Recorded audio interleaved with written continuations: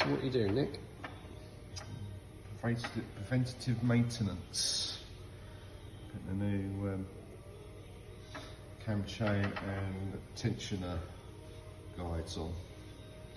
So tensioner guides wear and then break, and chain goes slack. Effectively, it's like the Cambelt fail, it blows the engine off. So that's what's going on here. So that's the new one in, new chain. There's two odd coloured links that helps you time it up. And then a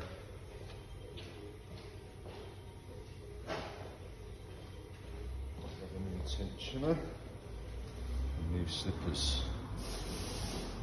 Okay. That goes in between the chain when we get that far.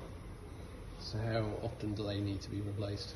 There's no manufacturer's recommendation, as there isn't for a Cambelt either, but Cambelt we say every 40,000 or 4 years. That's what I recommend. This I would probably say every 80, so you do a one Cambelt, the second time you do one, have a look at that, change that as well. Because these camshafts are £1,000 each, plus if you did the head gasket and put all new valves in because they're bent because this has failed, that's £1,500 plus two camshafts, £2 grand, so what's that, 2.5? So this is actually not a lot of money.